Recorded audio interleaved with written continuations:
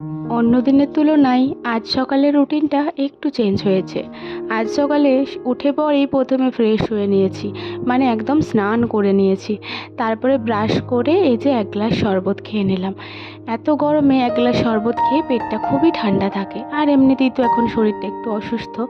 তো তারপরে এই যে জানালাটা একটু খুলে নিচ্ছি, এই ঠান্ডা বাতাসটা ঢুকুক ঘরে।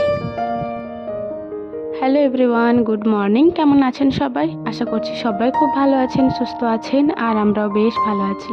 আমার আজকের আরও একটি নতুন ব্লগে আপনাদের সবাইকেই স্বাগত জানাই। আজ শনিবার, আর এখন সকাল 7টা মতো বাজে। আর এখন থেকেই আমি আমার আজকের ব্লগটি শুরু করছি। আশা করছি আমার আজকের ব্লগটি আপনাদের ভালো লাগবে। আর হ্যাঁ বন্ধুরা, ভিডিওটি স্কিপ না করে পুরোটিই দেখার অনুরোধ রইল। সকালবেলায় উঠে চা খেয়ে ঘরটা ঝাড় দিয়ে নিয়েছি। তারপর মা বলল যে দেখে হয়তো এখনও কেন টাইম কলে জলটা ভর্তি হচ্ছে না, 8টা প্রায় বেজে গেছে। তো সে কারণেই আর কি ছাদে প্রথমে একবার গেলাম, তো দেখলাম যে ভর্তি প্রায় হয়ে গেছে, হয়তো জলের স্পিডটা আজকে কম আছে। তো সেজন্যই আর কি একটু টাইম লাগছে। তো আর একটু মতো বাকি ছিল, মাকে ওটাই বলে এলাম। আর তারপর নিচেতে এলাম, আর তারপর কিছুক্ষণ পরে ট্যাঙ্কিটাও ভর্তি হয়ে গেছিলো। আর মা এই যে বাসনপত্র সমস্তটাই মেজে দিয়েছে। মা বললো একটু উবুর দিয়ে চলে আয় ওখানে। তো ওখানে সিঁড়িগুলো একটু জল দিয়ে ধুয়ে নিলাম, তারপরে উপর দিয়ে দিলাম। আর গ্যাসটা আমি মুছেই নিয়েছি, আর ওই ঘরগুলোও ঝাড় দিয়ে মুছে নিয়েছি। তো সেগুলো আর আপনাদের সাথে শেয়ার করলাম না। আর তারপরে এই যে গাছগুলোতে একটু জল দিয়ে দিচ্ছি। এত গরমে এরাও যেন একদম নিঝুম হয়ে রয়েছে জানেন। তো এই যে পাইপের যে জলটা মানে নিচের দিকেই পড়ছিল, তো ওটাই ভাবলাম পাতাগুলোর দিকেও একটু দিয়ে দিই। তো এই যে আমগুলোতেও একটু করে জল দিয়ে দিচ্ছি। আর একটা আম না নিচেতে পড়ে গেছিলো, তো সেটাই ভাবলাম তুলে নিয়ে চলে আসি, আম ডাল বা কিছু হয়ে যাবে। তো এই যে দেখুন ছোট্ট মতো আমটা কী করে পড়েছে জানি না। তো নিয়ে নিলাম, ওটা এবারে ধুয়ে তারপর রেখে দেবো। এত গরমে হাওয়া বাতাস তো কিছুই দিচ্ছে না, তার সত্ত্বেও এটা যে কী করে পড়লো এটা ভাবার বিষয়। তো কোনো ব্যাপার না, ওটা নিয়ে নিলাম, ঘরের মধ্যেই তো পড়েছে। আর তারপর ওটা রেখে দেবো। এই মুহূর্তে প্রায় সন্ধ্যা 7টা মতো বাজে, আর আমরা রেডি হয়ে গেছি। সারাদিনের কাজকর্ম আজকে পুরোটাই স্কিপ করে দিয়েছি। রেডি হয়ে কোথায় যাব সেটাই তো ভাবছেন। তো এই যে আজকে একটু পার্লারে যাব। প্রায় 5 মাস পর পার্লারে আসা হলো, ভ্রু প্লাক করবো, এমনি কিছু না। তো এই যে মা প্রথমে গেল, তারপর আমি গেলাম, আর আমি এখানে বসে আছি, মায়েরটা হোক তারপরে আমি আর কি যাব। তো এই যে মায়ের প্রায় হয়ে গেছে, মা সেটিই দেখছিল। আর এই পার্লারটা নিউলি ওপেন করেছে, তো সেরকম কোনো জিনিসপত্র নেই। তো ওই টুকটাক জিনিসপত্র রয়েছে। আর কিন্তু হ্যাঁ, কাকিমার হাত কিন্তু খুবই ভালো, খুবই তাড়াতাড়ি মানে কাজটা সেরে ফেলে, আর ব্যবহারও খুবই ভালো। তো এই যে আমারটাও হয়ে গেছে, আর দেখুন দেখতে বেশ ভালোই লাগছে। আমার তো বেশ ভালোই লেগেছে, অনেক দিন পর করলাম, একটু অন্যরকম লাগছে। তো চলুন বাইরে এসেছি এই যে, তো চলুন আরেকবার আপনাদেরকে ভালো করেই দেখিয়ে দিই। আর মায়েরটাও এই যে দেখে নিন, মায়েরটাও কেমন লাগছে, কারটা ভালো হয়েছে বলবেন তো। তো তারপরে এই যে ঘরের মধ্যে চলে এসেছি, আর ড্রেসটা চেঞ্জ করে নিয়েছি।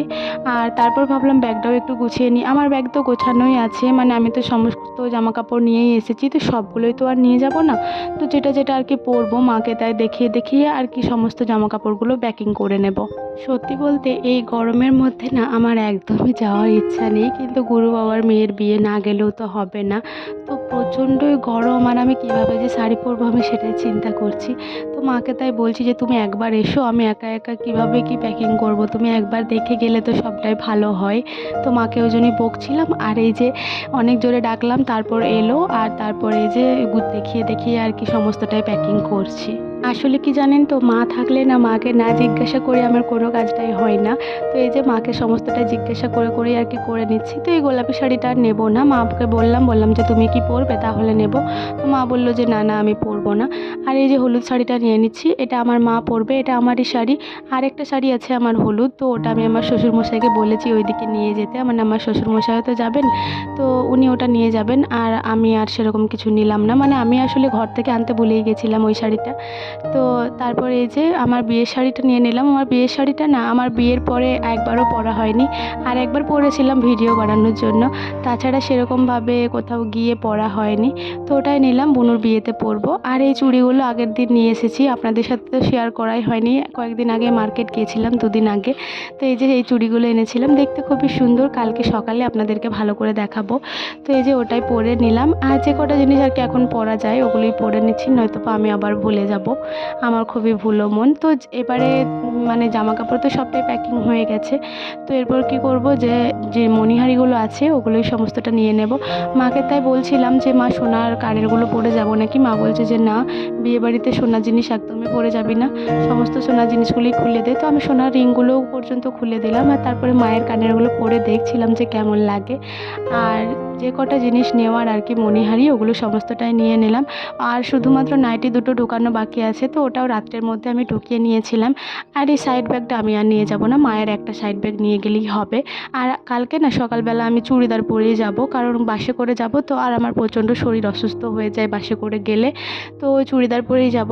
বাসে করে গিয়ে আবার যদি শাড়ি পরে যাই তাহলে ব্যাস আমাকে আর কে দেখে। আর তারপর এই যে চলুন একটু আলতা পরে নিই, যেহেতু গুরু বাবার মেয়ের বিয়ে, তো যাচ্ছি। ওটাও তো আমার বাবার বাড়ি বলা চলে, তো সেখানে তো আলতা পরে একটু যেতেই হবে। তো সেজন্য আর কি আলতাটাও পরে নিচ্ছি রাত্রেবেলা, সকালবেলা নয়তো বা আমি আবার ভুলে যাব। তো বুনু এই যে আমার কাছে এসেছে, ও বলছে আমিও আলতা পরবো। তো বললাম ঠিক আছে তুই বস, তারপর তো পরবি। তো ও দেখুন ব্যাঙের মতো কেমন বসে আছে, আর এদিকে আমি আলতাটাও একটু পরে নিচ্ছি। আলতা পরতে আমার খুবই ভালো লাগে জানেন, কিন্তু এই যে পায়ের মধ্যে দাগ হয়ে যায়, তো শীতকাল ভোর তো ভালো করে পরাই হয় না। এমনকি আমি বাপের বাড়িও যখন আসি তখনও সেভাবে পরে আসি না, শুধুমাত্র আঙুলের মাথাতে একটু করে লাগিয়ে পরে চলে আসি, কারণ আমার পায়ে প্রচণ্ড দাগ হয়ে যায় শীতকালে যদি আলতা পরি আর কি। তো এই যে কয়দিন আগেও আর কি এখানে এতটাই কালি যে আমার পায়ে প্রচণ্ড দাগ হয়ে গেছিলো, ওই জন্যই মোজা পরেছিলাম 2-3 দিন ধরে। তো দাগগুলো সমস্তটাই মিলিয়ে গেছে, এখন কিন্তু বেশ ভালো লাগছে পাগুলো। আর এই যে আমার আলতাটা পরা হয়ে গেছে, আর হাতের মধ্যেও একটু করে ফোঁটা নিয়ে নিলাম 5টা আঙুলে। আর তারপরে এই যে নেল পলিশটা লাগিয়ে নিচ্ছি। এই নেল পলিশটাও আগের দিন এনেছি, আমার যে নেল পলিশটা ছিল ওটাও সেম কালারের ছিল, কিন্তু ওটা কি বলুন তো শেষ হয়ে গেছে। প্রায় 4-5 মাস ধরে লাগাচ্ছি। আমি সেরকমভাবে নেল পলিশ খুব একটা লাগাই না, শুধুমাত্র পায়েতেই লাগাই, হাতে তো লাগানো আমি ছেড়েই দিয়েছি। যেদিন থেকে মানে আমি নখ কেটে দিয়েছি আর নখ বাড়াই না, সেদিন থেকে আমি আর নেল পলিশও লাগাই না হাতে। আমার হাতে নেল পলিশ লাগালে যেন কেমনই লাগে এখন, তো সেই জন্য আর কি পায়ে লাগাই। আর হাতে লাগালে কি বলুন তো, একটু উঠে গেলেই না তারপর মনে হয় আবার লাগাই। আর সংসারের কাজ করতে করতে তো নেল পলিশ তো আর একভাবে থাকবে না বলুন, তো ওটা তো উঠে যাবে, তো সেই কারণেই আর কি আর লাগাই না। আর এই যে বনুকেও আলতাটা পরিয়ে দিচ্ছি, ও প্রচণ্ড নড়াচড়া করছিল, কোনো রকমে ধরে বেঁধে পড়ালাম, দেখতে কিন্তু খুবই ভালো লাগছিল।